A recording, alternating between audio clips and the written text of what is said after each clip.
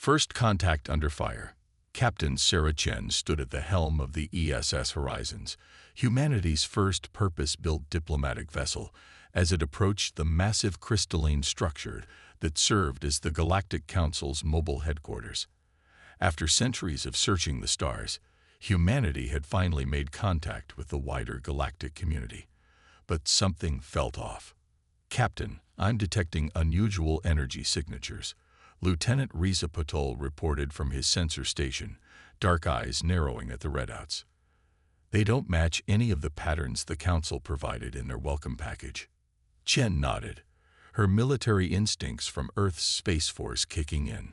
Humanity might be here on a diplomatic mission, but 15 years of defending Earth's colonies from pirates and raiders had taught her to trust her gut. "Run a full-spectrum analysis. Ambassador Walsh, your thoughts?" Ambassador Diana Walsh straightened her formal uniform, silver hair gleaming under the bridge lights. "The Council's been nothing but transparent so far, but I agree. Better safe than sorry. That's how we survived Earth's challenges." Before anyone could respond, space itself seemed to tear open around them. 5 ships of unknown configuration emerged from what appeared to be localized fold space ruptures, technology far beyond anything humanity had encountered. "Multiple hostile contacts," Patel shouted as the ship's AI blared warnings. "They're using some kind of interdiction field.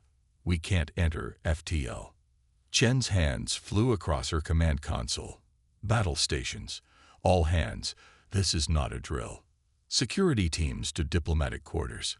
Ambassador Walsh, we need." A brilliant beam of purple energy lanced out from the lead hostile ship, striking the Horizon's forward shields. The barrier held, but the entire ship shuddered. "Shields at 60%. Lieutenant Sarah Wong called out from engineering. "Whatever that weapon is, it's partially phasing through our defensive screens." Chen allowed herself a grim smile. These raiders, whoever they were, had just made a serious mistake. They'd assumed that humanity's first diplomatic vessel would be defenseless. They hadn't counted on human paranoia or human ingenuity. "Execute Protocol Trojan Horse," Chen ordered. The bridge crew responded with practiced efficiency as hidden weapon ports opened along the Horizon's hull. What had appeared to be a sleek diplomatic vessel began transforming into something far more dangerous.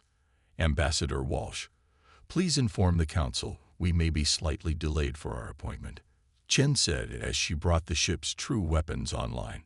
"Lieutenant Wong, divert power from the diplomatic suite's luxury systems to the shields." Patel, target analysis. The raiders pressed their attack, clearly surprised by the Horizon's transformation but not deterred. Their superior technology gave them confidence, but they were about to learn what every adversary of humanity had discovered. Technology alone wasn't enough. "Multiple incoming projectiles," Patel warned. "Some kind of plasma phase hybrid weapons." "Evasive pattern Delta 7, Chen ordered. The Horizons responded instantly, its hull plates shifting to present minimal target profile, as it executed a maneuver that would have liquefied the organs of most alien species. The human crew, products of generations of high-G colonial living, barely noticed. The hostile ships split formation, trying to surround the Horizons. Their coordination was excellent, their technology impressive. But Chen had spent years running combat simulations against superior forces. She hadn't survived Earth's brutal space battles by fighting fair. "Wong, ready the gravitational pulse generators." Patel, plot me a micro-jump through their formation. "Ambassador Walsh, please record what's about to happen." The Council should know exactly what they're getting with humanity's membership. The raiders pressed closer, their weapons charging for what they clearly thought would be a killing blow. They didn't realize they were falling right into position. "Now," Chen ordered, "the Horizon's experimental gravity pulse generators, officially listed as diplomatic shield enhancers, fired simultaneously. The focused gravitational waves caught 3 of the raider ships, their exotic shields useless against the fundamental force of gravity itself. Their ships, designed for the gentler physics of normal space, crumpled like aluminum cans. Before the remaining raiders could react, the Horizons executed its microjump, appearing inside their formation. At point-blank range, the ship's diplomatic flare launchers revealed their true nature: hypervelocity railguns loaded with smart projectiles designed to defeat advanced shielding. "Target their engines," Chen ordered calmly as the raiders frantically try to escape. "Let's take some prisoners. I'm sure the Council will be interested in questioning pirates who tried to disrupt first contact." The battle was over in minutes. 4 raider ships floated dead in space, their crews trapped in emergency survival pods. The 5th had managed to escape, but not before the Horizon's sensors had gathered extensive data on their advanced technology. As Chen's crew secured the prisoners and gathered evidence, Ambassador Walsh was already composing her modified introduction speech. The Council would soon learn that humanity's success on their death world hadn't just made them strong. It had made them clever, paranoid, and absolutely unwilling to die easily. "Captain," Patel called out, "I'm receiving a transmission from the Council station. They're apologizing. Apparently, these raiders have hit 3 other first contact ceremonies in the past year. No other species survived the encounter." Chen nodded as she studied the battle damage readouts. "Send them our compliments, and inform them we'll be delivering the prisoners shortly. Oh, and Pottle, send them the tactical data too. Let them see exactly how we handled it." Ambassador Walsh smiled as she reviewed the sensor logs. "Well, I'd say this actually works in our favor. Nothing demonstrates humanity's value to the galactic community quite like handling a crisis, although I suspect some Council members might be slightly concerned about how heavily armed our diplomatic vessel is." "They shouldn't be," Chen replied, watching as her crew efficiently processed the aftermath of the battle. "After all, if humanity has learned one thing from our harsh world, it's that true peace comes from being strong enough to defend it. Now, shall we proceed with our introduction to galactic society?" As the Horizons resumed its approach to the Council station, its hull showing barely a scratch from the battle, the watching alien diplomats were already frantically updating their reports on humanity. They had expected to meet representatives of a young species still learning to navigate the cosmos. Instead, they had witnessed the debut of a race that had turned their Deathworld origins into a forge for creating guardians of peace. The first contact ceremony would proceed as planned. But now, it would be very different. Humanity wasn't arriving as a supplicant species seeking admission to the galactic community. They were arriving as equals, having demonstrated in the most dramatic way possible that they were more than ready for the challenges of the wider universe. And as Chen watched the Council station grow larger in their viewport, she couldn't help but smile. The raiders had unknowingly done humanity a huge favor. There would be no questioning humanity's capabilities now. The only question was how quickly the Council would realize just how valuable an ally humanity could be, and how dangerous an enemy. The Storm Hunters. 3 months after humanity's dramatic entrance into the Galactic Council, Dr. Maya Rodriguez found herself staring at the swirling purple storms of Nebula X-42, known to local species as the graveyard of ships. The massive gas giant's atmosphere churned with electromagnetic storms that could fry most ships' systems in seconds. And somewhere in that chaos, an alien research team was trapped. "Tell me again why we're the only ship responding to this distress call," Maya asked, adjusting the environmental suit she'd modified specifically for this mission. Around her, the crew of the rescue vessel Thunderchild prepared their equipment. Captain James Foster, his dark skin contrasting with the stark white of his pressure suit, pulled up the holographic display. "Because we're the only ones crazy enough to try. The Arctians have some of the best atmospheric scientists in the galaxy, but their rescue ships can't handle these conditions. No one's ships can. No one except humans," Engineering Chief Yuki Tanaka added, her hands moving swiftly across the ship's modified control surfaces. "After all, we learned to build ships that could survive Earth's hurricanes, tsunamis, and volcanic storms. What's one alien superstorm compared to that?" Maya nodded, reviewing the data from their initial scans. The Archean research vessel had been attempting to study the gas giant's unique properties when a sudden storm surge had pulled them in. Their advanced shields had protected them from immediate destruction, but they were trapped in a layer of the atmosphere that was slowly crushing their hull. Their ship has maybe 2 hours before structural failure, Maya reported. The good news is these storms follow patterns similar to Earth's largest hurricanes. The bad news is those patterns shift every 17 minutes. Then we have our window, Foster declared. Tanaka, how are the modifications holding? The engineer patted the nearest bulkhead affectionately. The Thunder Child's living up to her namesake. Hull polarization is at maximum, and I've adapted our shield harmonics based on what we learned from those raiders who hit the horizons. We can take whatever this storm throws at us. For about 20 minutes at a time, Maya added. After that, even our reinforced systems will need a reset. Foster gathered his crew for a final briefing. They were a mix of seasoned rescue operators and atmospheric scientists, all volunteers who'd trained for exactly this kind of impossible mission. On their pressure suits, patches showed their experience. Hurricane recovery, deep sea rescue, volcanic emergency response. The Council thinks this is suicide, Foster told them. They've already written off the Archean team. But we're going to show them why humans never leave anyone behind, even if they're not human.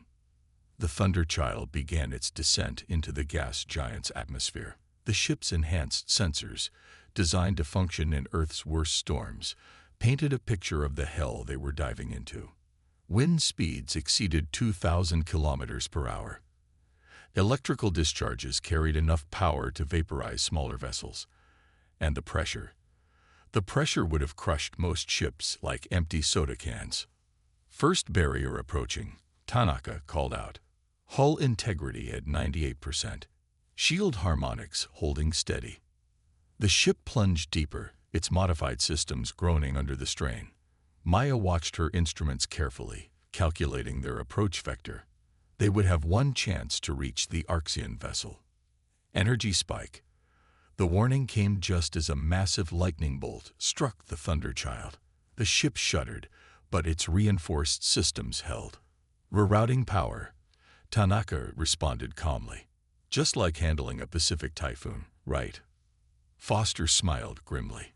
Except the typhoon wasn't trying to actively kill us. Maya, what's our status?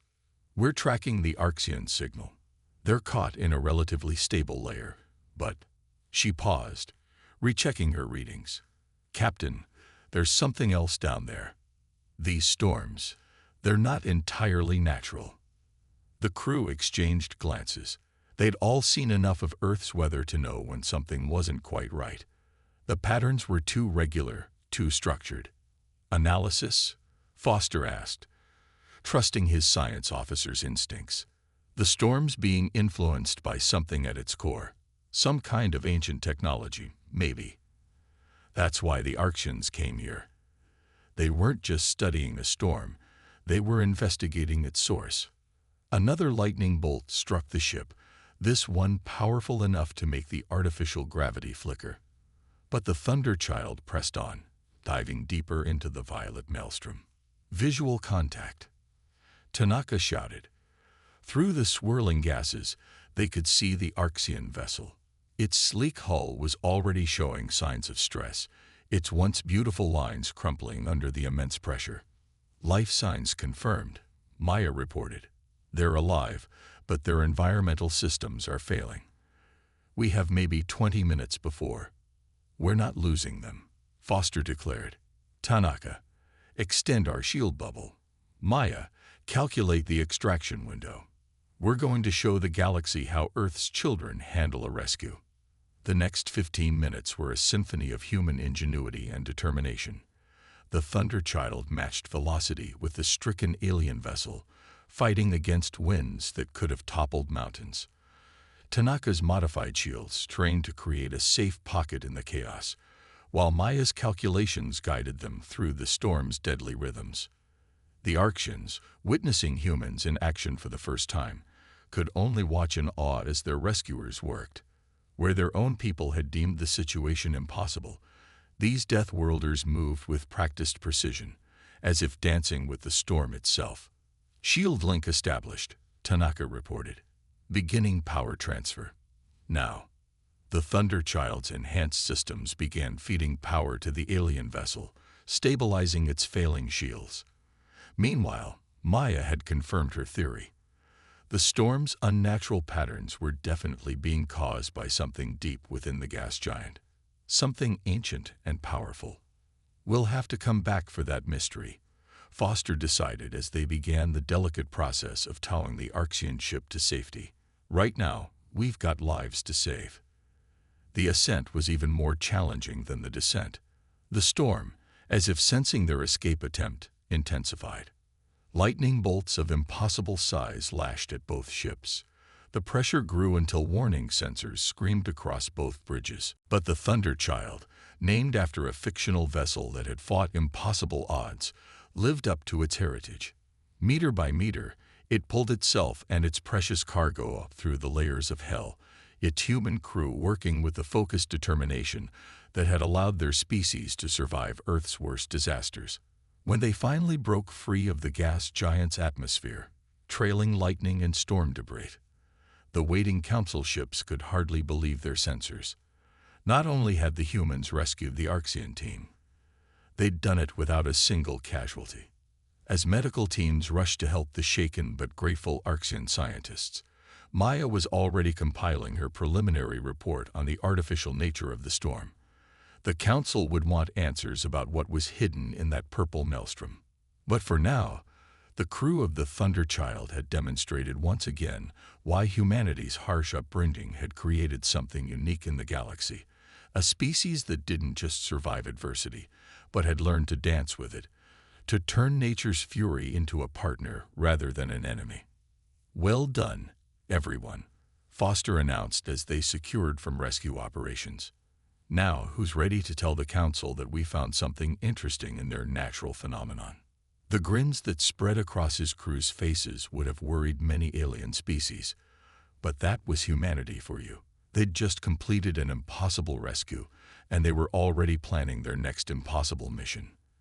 After all, storms, both natural and artificial, were just another challenge to overcome. The engine that couldn't. Chief Engineer Marcus Zhang stood in the massive engine room of the Valerian refugee ship Wings of Dawn, staring at what should have been impossible. The quantum core drive, the most reliable propulsion system in the galaxy, was dying. And with it, the hopes of 50,000 refugees fleeing from their dying star system. "Your assessment, Chief," Admiral Helena Santos of the Human Relief Fleet asked through the comm. The situation had become dire enough that the Galactic Council had specifically requested human assistance, remembering both the Horizons incident and the Thunderchild rescue. Marcus ran his diagnostic tool over the crystalline structure again. "It's like nothing I've ever seen, Admiral. The quantum harmonics are decaying at an exponential rate. According to every known law of physics, this shouldn't be happening." Around him, the Valerian engineering team chittered nervously, their iridescent scales reflecting the pulsing morning lights. Their ship, nearly 2 kilometers long, had been considered a triumph of galactic engineering. Now it was becoming their tomb. "How long?" Santos asked, her voice steady despite the stakes. 6 hours, maybe less," Marcus replied, already pulling tools from his kit. "When it goes, it'll take the life support with it. We're too far from any habitable systems for conventional evacuation." There was a pause on the comm. Everyone knew what that meant. 50,000 refugees would die in the cold of space, their escape from their dying home having been in vain. "Unless," Marcus added, a familiar glint in his eyes, "we try something absolutely insane." Santos' laugh carried through the comm. "Engineer Zhang, you're talking to a human admiral. Absolutely insane is practically our species' motto. What do you need?" Marcus turned to his human engineering team, all volunteers from Earth's most challenging repair operations. "Remember that jury-rigged plasma containment system we used during the Jakarta fusion crisis?"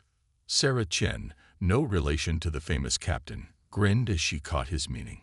You want to convert a quantum core drive into a makeshift fusion reactor. That's impossible. Marcus finished. Just like diving into a superstorm was impossible. Just like surviving on a death world was impossible. He turned to the Valerian engineers. I need you to forget everything you know about quantum mechanics. We're about to do something very human. The next hour was a flurry of activity as Marcus explained his plan. The quantum core couldn't be saved. Its exotic particles were breaking down at the subatomic level. But its containment systems, designed to handle energies that could crack planets, were still intact. We're going to turn this entire engine room into a fusion reactor, he explained to the bewildered aliens. Those emergency plasma conduits you use for coolant, they're going to become our primary power channels.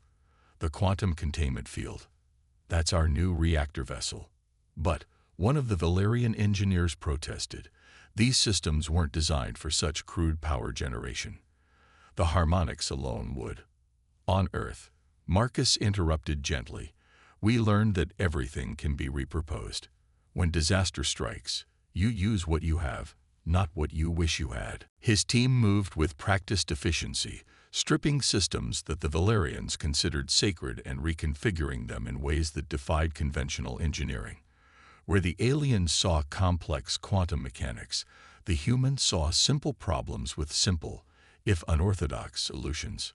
Admiral, Marcus called after 3 hours of intense work. We're ready for initial power-up. You might want to warn everyone that things could get a bit bumpy. Santo's voice carried a smile. Already done. The refugees are secured, and I've explained to their leaders that humans have an unusual approach to problem-solving. The makeshift fusion reactor, built from parts never meant to work together, looked like something from Earth's Industrial Revolution, all exposed conduits and jury-rigged connections. But as Marcus initiated the startup sequence, it hummed to life.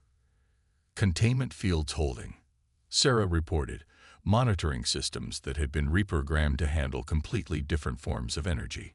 Plasma flow is stable. It's not pretty, but it's working. The Valerian engineers watched in amazement as their failed quantum drive was transformed into something that shouldn't have been possible. Where their advanced technology had failed, human improvisation was succeeding. We're getting power fluctuations in Section 7. One of them reported, their translator struggling to convey their mix of horror and admiration. The harmonic resonance is completely chaotic. Marcus nodded as he adjusted controls that had been rebuilt from spare parts. That's because we're not trying to maintain perfect quantum harmony. We're using the chaos, just like Earth's early fusion researchers did. Sometimes, you have to embrace the imperfection. For the next 2 hours, they refined their crude but effective solution. The fusion reactor, built from the corpse of a quantum drive, wasn't elegant. It wouldn't win any engineering awards, but it produced power, enough to maintain life support and even provide limited propulsion. It's not going to get them to their original destination, Marcus reported to Santos, but I've calculated we can make it to the Centauri way station. They can effect proper repairs there. The Admiral's response was interrupted by alarms. The reactor's containment field was fluctuating, threatening to collapse. The Valerian engineers froze, their species' natural caution taking over. But Marcus and his team moved instantly, responding to the crisis with the smooth coordination of people used to working with dangerous improvised systems. Sarah rerouted power, while Marcus manually adjusted the magnetic bottles, performing delicate adjustments that no one had ever trained for because no one had ever attempted this before. Like fixing a fusion plant in the middle of an earthquake, he muttered as his hands flew across the controls. You don't fight the chaos, you work with it. Gradually, the alarms quieted. The reactor stabilized, finding a new equilibrium that defied the neat equations of galactic engineering, but worked nonetheless. The refugees would live. As the crisis passed, Marcus found himself surrounded by Valerian engineers, their questions coming fast and furious. How had he known this would work? Where had humans learned to improvise like this? On Earth, he explained, cleaning fusion residue off his tools. We learned early that survival doesn't care about elegant solutions. Sometimes the best answer isn't the prettiest one. Sometimes you have to break the rules of what's possible to save lives. Later, as the wings of dawn limped toward safety under the power of its impossible engine, Marcus filed his report to the Galactic Council. He knew it would cause a stir.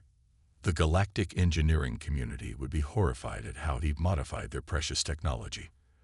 But he also knew they'd study every detail of what he'd done, because he'd demonstrated something important, that sometimes the best solutions came not from advancing technology, but from being willing to use it in ways no one had imagined. You know, Sarah commented as they watched the jury-rigged reactor's readings, we might have just revolutionized galactic engineering. Marcus shrugged, already planning improvements to their improvised system. That's the thing about humans. We don't just survive. We learn. And then we teach others how to break the rules too. The Valerian refugees would reach safety, carried there by an engine that couldn't possibly work, created by engineers who refused to accept impossible odds. It was, in many ways, the most human solution possible. Trial by combat. Lieutenant Kira Puddle stood in the ancient arena of the Murex, studying the weapon rack before her. After the success of the refugee rescue, humanity's stock in the galactic community had never been higher, which made the current situation particularly delicate. You don't have to do this, Ambassador Walsh said from the preparation chamber's entrance. We can find another way to resolve the border dispute. Kira tested the balance of what appeared to be a ceremonial spear, its crystalline blade humming with energy. With respect, Ambassador, we both know we can't. The Murex believe in trial by combat. If we want mining rights in the Carina sector, we have to play by their rules. Walsh sighed, watching as her security chief prepared for battle. The Murex champion, a 3-meter-tall warrior encased in bioengineered armor, had already won 17 such contests. No other species had even survived past the first round. Their champion has enhanced strength, speed, and reflexes, Walsh noted. Their entire species evolved as apex predators, even with your special forces training. Kira smiled, her dark eyes twinkling. They evolved as predators on a garden world, Ambassador. We evolved on Earth. Besides, I studied the footage of their previous matches. They're about to learn that being the strongest doesn't always mean you win. In the arena above, thousands of alien spectators filled the stands. The Murex ritual combat had become a popular spectacle, a way for the warrior species to demonstrate their superiority while maintaining a veneer of civilized behavior. No one expected the human to last more than a few minutes. Remember, Walsh said as the call to combat sounded, you just need to survive 15 minutes to qualify for a draw. There's no shame in defensive tactics. Kira checked her simple combat suit, far less impressive than her opponent's bioarmor. Trust me, Ambassador, Earth taught us a lot about fighting bigger predators. The arena's force field hummed to life as Kira ascended to the combat floor. Across the circular battlefield, her opponent emerged, 3 meters of rippling muscle and advanced technology. Vexthar, the undefeated champion of the Murex, raised his arms to the roaring crowd. Small prey, he rumbled through his translator, studying Kira with compound eyes. You should forfeit. I would hate to embarrass your species. Kira took her position, holding the ceremonial spear in a deliberately awkward stance. That's thoughtful of you, but we humans have a saying. Size isn't everything. The combat signal sounded, and Vexthar launched himself forward with frightening speed. His first strike, aimed at ending the match quickly, met only empty air as Kira seemed to flow around it like water. Interesting. The champion growled, adjusting his stance. You're faster than you look. Kira maintained her distance, her movements economical. Where the Murex warrior's attacks were powerful and direct, she seemed to barely touch the ground, always just out of reach. The crowd's excited cheers turned to murmurs of confusion. They had expected a quick, brutal demonstration of Mrek's superiority.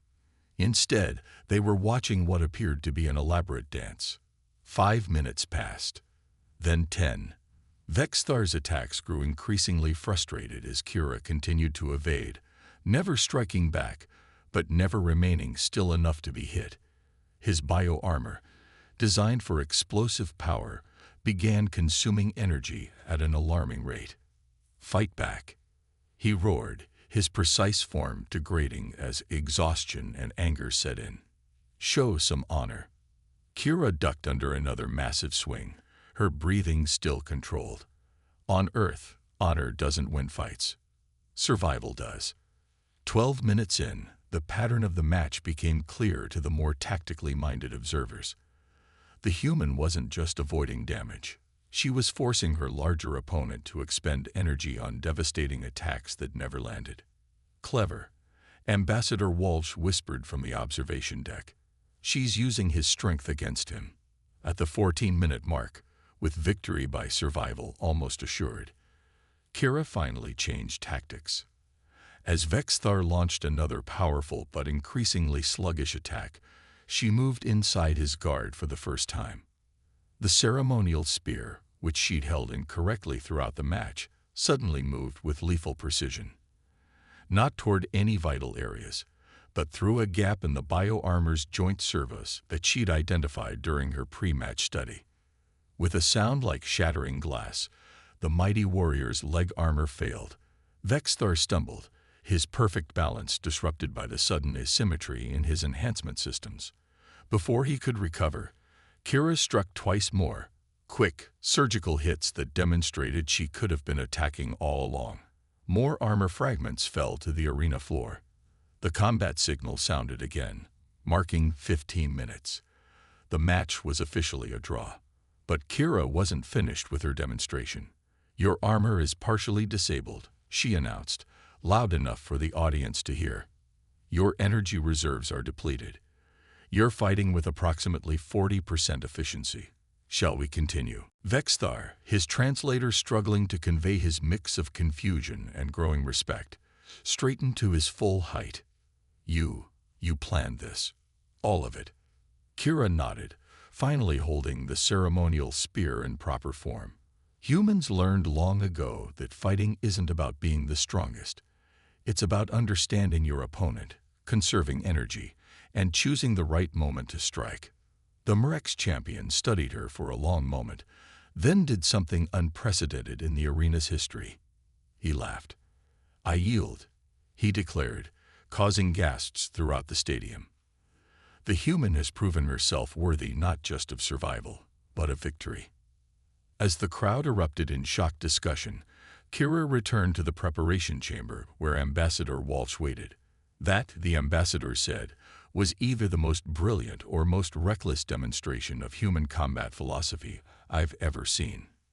Kira began removing her combat suit, revealing the multitude of sensors she'd hidden within it. I had detailed scans of his armor's weak points, biometric readings of his species' fatigue patterns, and a pretty good understanding of warrior culture psychology. It wasn't reckless at all. Walsh shook her head, smiling. "You realize you've just completely changed how the galaxy views human combat capabilities. They thought we were just surprisingly tough. Now they know we're calculating." "Good," Kira replied, reviewing the combat data she'd gathered. "Because somewhere out there, something is creating impossible storms and causing quantum drives to fail. When we face it, I want them to know that humanity doesn't just survive fights. We win them by being smarter, not just stronger." As they left the arena, the Mrek's Council was already drafting not just the mining rights agreement, but a formal request for human combat instructors. They had witnessed something their warrior culture had never considered. That victory could come not from overwhelming force, but from patience, strategy, and precise application of minimal force. It was, perhaps, the most important lesson humanity could teach the galaxy, that surviving on a death world hadn't just made them tough, it had made them think differently about what it meant to win. The impossible mission. The briefing room aboard the ESS Horizon was packed with the best minds humanity had to offer. Captain Chen stood before a holographic display showing the massive stellar anomaly that had been growing at the edge of Council space. "It's all connected," Dr. Maya Rodriguez explained, pointing to the swirling data patterns. "The storm on X-42, the quantum drive failures, the increasing gravitational disturbances. They're not random events, they're symptoms." Admiral Santos nodded grimly. "The ancient technology you detected in the gas giant wasn't isolated. It's part of a network, isn't it? A network that's waking up," Marcus Young added from his engineering station. "Those quantum harmonics that destroyed the refugee ship, they match energy signatures we're detecting from the anomaly. Something is affecting fundamental forces across this entire sector." Kira Patel studied the tactical overlays, her combat training identifying patterns others might miss. "The effects are spreading in a geometric progression." "How long until it reaches populated systems?" 72 hours, Maya answered. "When it does, well, you've all seen what it does to quantum drives. Now imagine that happening to every piece of advanced technology in the sector. Ships, stations, life support systems." The room fell silent as the implications sank in. Millions would die as their technology failed them.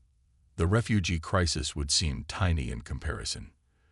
"The Council is evacuating what systems they can," Ambassador Walsh reported. "But there's not enough time or ships to save everyone. They're calling it an unavoidable tragedy." Unavoidable. Chen's voice carried the steel that had seen her through countless impossible situations. When has humanity ever accepted that? "We have a plan," Maya said, stepping forward. "But the Council rejected it as suicidal.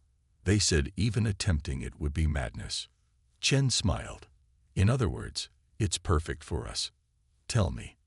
The plan, as it turned out, was exactly the kind of insane that humanity specialized in. The network's control center had to be in the heart of the anomaly, a region of space where physics itself was breaking down. Any ship that approached would have its quantum systems destroyed instantly. "So we don't use quantum systems," Marcus explained. "We strip them out entirely. Return to primitive fusion drives, hardened electronics, and manual controls. Like taking a wooden sailing ship into a hurricane," Santos mused. "It's not pretty, but it might just be crude enough to work." The next 48 hours were a blur of activity as the Horizons was transformed. Marcus and his engineering team ripped out every piece of advanced technology, replacing them with improvised systems that would have looked more at home in humanity's early space age. "The Council thinks we're insane," Walsh commented, watching the organized chaos. "Voluntarily giving up our technological advantages, diving into what amounts to a cosmic death zone. That's because they evolved on safe worlds," Kira replied as she helped modify weapon systems to operate without quantum assistance. "They never learned that sometimes you have to go backward to move forward." Maya spent hours programming navigation systems that could function in confused space, using principles learned from tracking storms on Earth. "The anomaly generates gravitational waves similar to ocean currents. If we can't fight them, we ride them," Chen finished. "Just like surfing a tsunami." Finally, the Horizons was ready, or as ready as it could be. Looking at it from the outside, the ship seemed to have regressed centuries. Gone were the sleek quantum drives and advanced shields. In their place were massive fusion engines and layers of crude but effective armor. The crew that boarded was handpicked from those who had already demonstrated humanity's unique capabilities. Chen would command, with Maya navigating the impossible space. Marcus would keep their jury-rigged systems running, while Kira prepared for whatever they might find at the center. As they prepared to depart, Admiral Santos addressed the crew one final time. "The Council says this mission is impossible. They say we're throwing away our lives for nothing. But that's what they've always said about humanity. They said we couldn't survive on Earth. They said we couldn't reach the stars. They said we couldn't match their technology. Every time, we proved them wrong." The Horizon's launch was anything but elegant. The fusion drives roared like ancient rockets, spewing plasma in a way that made the watching council ships cringe. But as they approached the anomaly's edge, they saw something remarkable. Where other ships' quantum systems failed instantly, the Horizons pressed on. Its crude technology, combined with human determination, began to accomplish the impossible. Gravitational waves increasing, Maya reported as they pushed deeper. Reality distortion at 60% and climbing. But the nav systems are holding. Marcus worked his makeshift engineering controls like a musician. Fusion reactors stable. Who knew going primitive would be our advantage?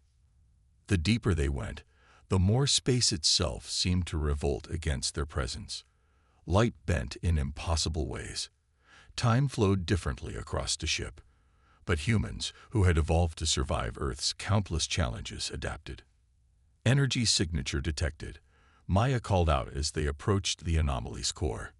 It's massive. Some kind of ancient construct. Through the distorted space, they could see it. A vast structure of impossible geometry, pulsing with power that could reshape reality itself. Its surface was covered in symbols that hurt to look at, technology so advanced it seemed like magic. That's what's causing the quantum disruptions, Marcus confirmed. It's like it's trying to rewrite the fundamental laws of physics. But humanity hadn't come this far to simply observe. As other species would have turned back in awe or fear, the crew of the Horizons prepared for the real work. The Council couldn't approach this thing because they relied too heavily on advanced technology. Chen said as they prepared their crude but effective solution. We're going to shut it down because we remember how to work without it. The next few hours would become legend in the galaxy's history. Using tools that most species would consider primitive, guided by the intuition that had helped humanity survive countless disasters, they began to deactivate an artifact that could destroy civilization. When it was over, when the anomaly had been contained and reality began to stabilize, the Council ships waiting at the safe zone could hardly believe their sensors. The impossible mission had succeeded, not through advanced technology or overwhelming force, but through humanity's unique combination of regression and innovation. As the Horizons limped home, its crude systems strained but functional, Maya was already analyzing the data they'd gathered. The network was some kind of reality modification system. Its makers probably thought they could perfect the universe by rewriting its laws. But they didn't count on a species too stubborn to accept perfection. Chen replied. A species that learned to thrive in chaos rather than trying to control it.